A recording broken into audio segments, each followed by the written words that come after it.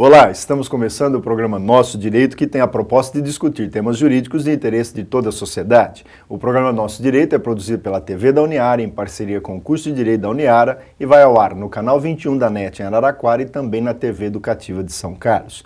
No programa de hoje estamos recebendo a ilustre presença de um brilhante professor desta casa, que é o professor Dr. Carlos Eduardo Fasoli. O professor Fasoli é procurador da Fazenda Nacional e é professor titular da cadeira de Direito Constitucional aqui no curso de Direito da Uniara, e nós vamos conversar com o professor Carlos Fasoli sobre o processo de extradição.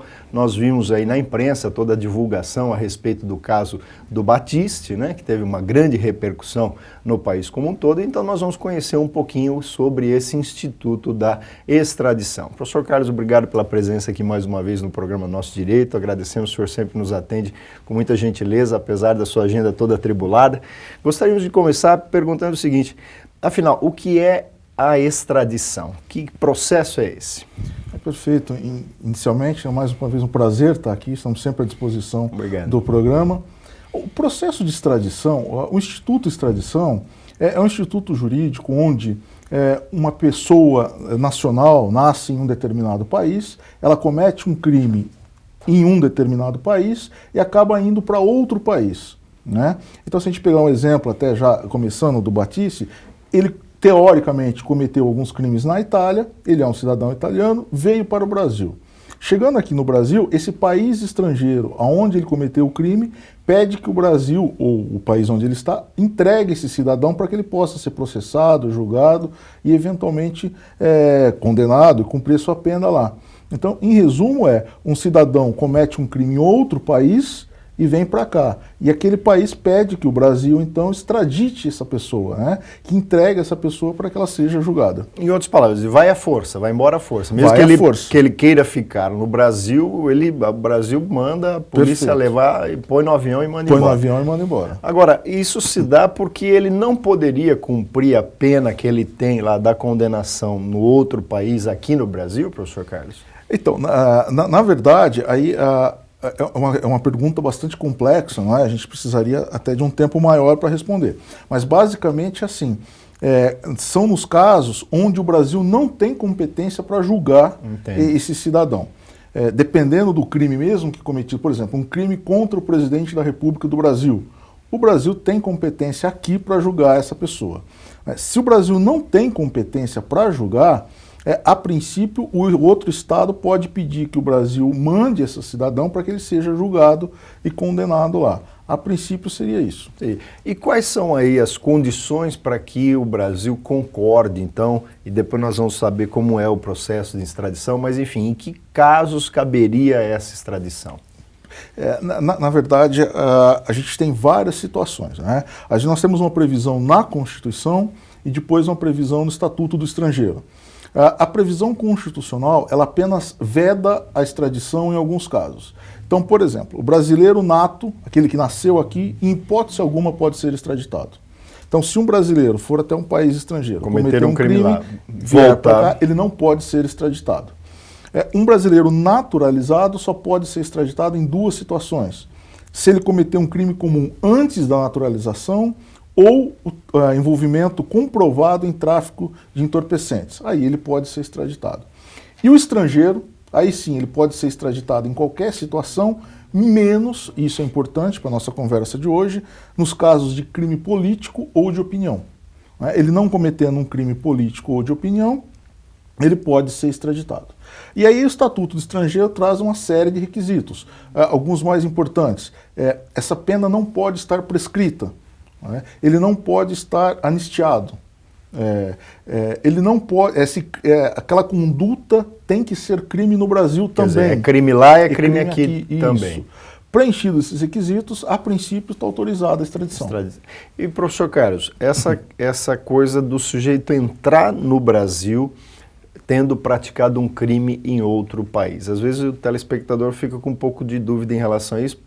Como é que ele entra? Por que o Brasil permite? É que, na verdade, não há assim um impedimento legal do sujeito que cometeu um crime fora de entrar no país, não é verdade? Isso, a princípio sim. Nós temos aí basicamente três situações, né? Nós temos uma situação que não é a correta, que foi o caso do Battisti. Ele entrou com um passaporte falso. Ah, sim. Aí seria crime. Aí seria crime, inclusive ele está sendo processado no Brasil por esse crime. Há situações onde pessoas, por exemplo, uma pessoa que vem da Argentina, do Mercosul, que não precisam sequer de visto para entrar. Então não precisa de passaporte, não há um controle. E mesmo as pessoas que precisam de visto, se não tiver uma ordem da Interpol, alguma coisa no sentido de fiscalizar, a pessoa acaba entrando. O Brasil não consegue, nenhum país, na verdade, consegue fazer totalmente a fiscalização. A exemplo disso, nós vimos os casos lá dos terroristas que foram para os Estados Unidos no 11 de agosto, etc., e entraram. Agora, professor Carlos, e vamos falar então do processo de extradição. Quem pode pedir, como é que é esse pedido e onde anda esse processo? Perfeito. O processo de extradição é um pouco sui generis, né, tratando dentro do direito, porque ele é meio... não é bem aquilo que a gente gostaria talvez que fosse, que a sociedade moderna hoje pensa. Mas, primeiro, ele cometeu um crime em um país estrangeiro. Então, quem pode pedir a extradição é o governo estrangeiro. Então, apenas o governo daquele país onde ele cometeu o crime é que vai poder fazer o pedido. Nem é a justiça, então. Nem é a justiça, é uma questão de Estado, de governo. O governo, o representante daquele país onde ele cometeu o crime, vai pedir diretamente ao presidente da República do Brasil. É uma questão de, como eu disse, de governo, de chefe de Estado. Aí, num primeiro momento, nós precisamos de duas condições. Ou haver um tratado bilateral de extradição entre os dois países, ou se não houver esse tratado de extradição, que o país que está pedindo se comprometa, se no futuro tiver um caso idêntico, que ele aja da mesma forma. Preenchido esses requisitos, ele encaminha para o presidente da República. O presidente da República vai dar uma primeira analisada, vamos dizer assim, e ele encaminha para o Supremo Tribunal Federal. Aí sim vai para a Justiça. Aí é um ponto sensível hoje no processo, porque hoje talvez até tenhamos alguma mudança a partir desse caso, mas hoje o processo no Supremo, o Supremo é apenas com todo respeito, uma casa de passagem. O Supremo analisa materialmente e formalmente. O Supremo pode dar duas posições. Primeira, é proibida a extradição. Por exemplo, se for um crime de político, se for um brasileiro nato. Ou se não for crime aqui. Ou se não for crime aqui. Então, a negativa do Supremo vincula o presidente da República. Certo. Se o Supremo falar não, é não. Certo. Agora, porque o Supremo analisou uma questão jurídica. Jurídica, exatamente. Se estão preenchidos todos os requisitos da lei, jurídicos, o Supremo vai falar assim, olha, senhor presidente, juridicamente é possível a extradição. E aí, esse é um ponto sensível, é uma questão de Estado. É uma questão discricionária, uma questão política, no bom sentido da palavra, do chefe de Estado da nação. É ele, dentro da sua soberania, dentro da soberania Estado, que vai decidir se, como disse no sentido bom da palavra, politicamente é conveniente a extradição ou não. Agora, professor Carlos, no Supremo ainda, falando do procedimento, esse cidadão, esse sujeito que está sendo pedida a sua extradição, ele participa, tem defesa? É muito complicado a defesa dele e ele até tem uma certa defesa, mas ela é muito limitada. E a gente explica, porque entre as condições que lá atrás, que possibilitam a extradição, precisa-se de uma prova pré-estabelecida da situação que autorizaria a extradição. Então, o processo de extradição ele é como se fosse um mandado de segurança. Já vem com a prova pré-produzida, ele não tem dilação probatória. Não é? Porque se houver dúvida, se houver qualquer situação onde não esteja muito caracterizada, não se autoriza a extradição. Uhum. Então o país estrangeiro, o Estatuto do Estrangeiro, tem uma série de documentos que ele vai apresentar, que vai requerer, e esse país estrangeiro tem que apresentar de plano. Então, a partir daí, não tem produção de prova, o estrangeiro vai ser ouvido, ele tem possibilidade de se manifestar sim, mas de uma maneira muito restrita. não é? Isso basicamente quanto àquelas condições do processo mesmo. Ele não pode, por exemplo, se manifestar dizendo não, eu não pratiquei aquele crime lá fora, ou a testemunha daquele crime é mentirosa, coisa nesse sentido. Ele até pode isso, mas vamos dizer assim, porque ele faz, é feita a oitiva dele, não é produzido prova. Então, na oitiva dele, ele pode dizer, tanto que especificamente no caso do Batista, ele disse mais ou menos isso. Né? Mas o processo já está instruído com provas documentais. No caso do Batista, há uma sentença judicial de um juiz competente na Itália transitada em julgado. Então, não caberia nova discussão sobre a isso. condenação em si, entendi. Isso. Nós vamos fazer um rápido intervalo e voltaremos daqui a pouco com a segunda parte do programa Nosso Direito.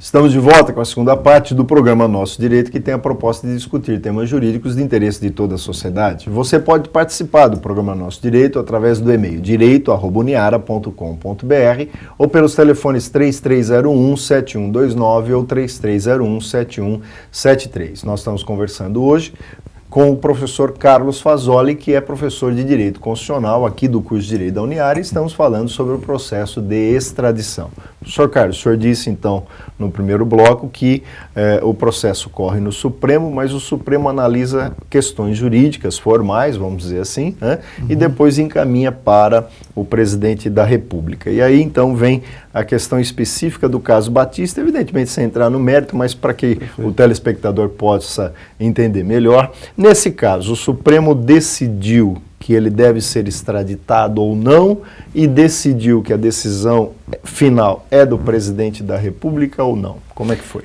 Esse caso foi muito interessante e trouxe uma discussão que há muito não se tinha sobre o processo de extradição. O processo de extradição nós temos todo dia e nunca ninguém se fala, né? E esse caso tomou notoriedade. Isso é bom porque traz a discussão do Instituto. Sem dúvida. O que aconteceu? Só para a gente fazer uma breve recapitulação. Esse cidadão italiano, Battisti, veio para o Brasil, né? Chegando aqui, ele é acusado do cometimento de 3 ou 4 assassinatos na Itália na década de 70. Bom, ele foi preso aqui, a pedido do governo italiano, e a Itália fez o pedido de extradição. Esse seria o procedimento correto, junto ao governo brasileiro. E a acusação é de que crime? De homicídio. Homicídio. Nesse meio tempo, o que ele fez? Ele, se valendo de um outro instituto jurídico, ele requereu ao governo brasileiro o status de refugiado político. Né? E aí começou, no bom sentido também, a lambança que foi feita no caso dele. Ele fazendo esse pedido, concedido o refúgio político para ele, fica suspenso o processo de extradição. Se ele for refugiado político, ele não poderia ser extraditado. Existe um órgão, Comitê Nacional dos Refugiados, chamado CONARE. Esse órgão analisa os pedidos de extradição. Analisou o caso Analisou dele. E disse que era caso de extradição. Que os crimes que ele cometeu na década de 70 não eram crimes políticos, eram crimes comuns. Pois bem, dessa decisão cabe recurso para o ministro da Justiça. E o ministro da Justiça reverteu essa decisão e concedeu a ele o status de refugiado político. Então, teoricamente, nesse momento, está suspenso o processo de extradição. A Itália ingressou com uma ação no Supremo tentando desconstituir essa decisão do ministro da Justiça. Isso foi analisado, então, junto com o processo de extradição.